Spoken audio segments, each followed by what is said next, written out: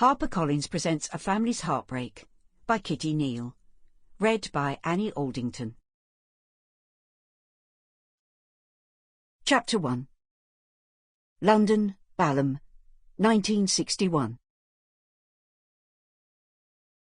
Jenny Lombard chewed nervously on her thumbnail as she listened to her parents arguing again. They were in the living room with the door ajar, while in the hall and out of sight, Jenny hovered close by. Her mother Lizzie had walked out on them, but still had a habit of dropping in now and then. When she did, all hell would inevitably break loose.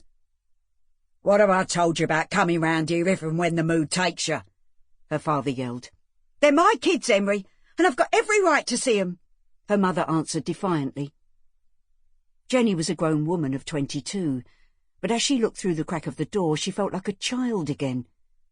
She could see her mother sitting on the sofa cradling Peter, aged 6, the youngest of Jenny's 4 siblings. He had untidy fair hair, and his blue eyes, wide with fear, made his complexion look paler than normal. Jenny wanted to run into the room to comfort him, but scared of her father, she remained rooted to the spot. "You've no rights. You lost them when you took off with your fancy man. And what's happened to him, eh? I hear he's dropped you like a ton of bricks 'cause he knows what an old tart you are." "I ain't listening to this, and neither should Peter," she spat, and kissing her son quickly on his forehead, put him to one side before abruptly rising to her feet. With no time to react, it was too late to run out of sight, and as the door flew open, Jenny found herself face to face with her mother. "Earwigging again, Jenny? Well, I hope you heard every word that pig of a father of yours said to me. I'm sick to the back teeth of it, slagging me off when all I want to do is see you kids." Jenny's mouth opened and closed like a fish out of water, but no words came. She wanted to throw herself at her mother's feet and beg her not to leave again. She knew the moment the front door closed behind her mum, she or one of her siblings would bear the brunt of their father's anger.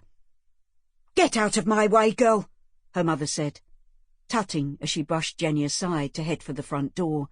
"I'm wasting my breath here." Jenny heard her father's heavy footsteps on the linoleum floor. He was coming her way.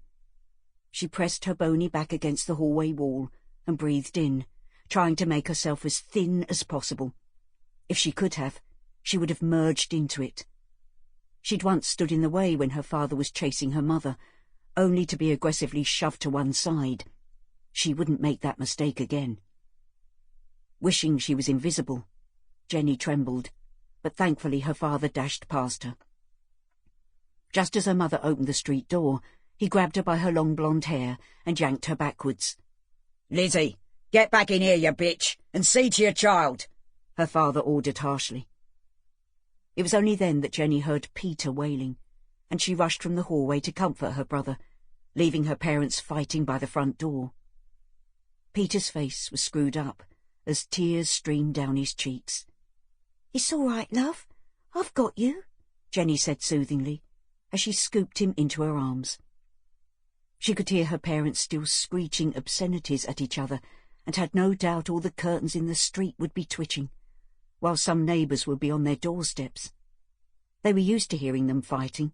After all, it wasn't an unusual occurrence, but they were a nosy lot on her street. "I want my mummy," Peter cried. Jenny sat on the sofa and pulled the boy closer to her, burying his head in her chest. "I know you do, sweetheart," she said, but couldn't find any words of condolence to offer. She wouldn't lie to him and tell him Mummy would be back soon, as the chances were she wouldn't. She couldn't tell him everything was going to be all right. It never was, not after their mother had visited. All she could do was protect the child from their father's fury and offer herself up for a beating, a sacrifice for him to vent his frustrations on. Henry slammed to the front door with such force it felt like the house shook. Lizzie had broken free from his grip and refused to come back in to see to Peter. He stormed into the lounge, furious with his estranged wife. He hated that 2 years ago she'd left him high and dry, with 5 kids to look after. Worse still, the slag had showed him up in front of his mates by dumping him for another man, The Sample complete. Ready to continue?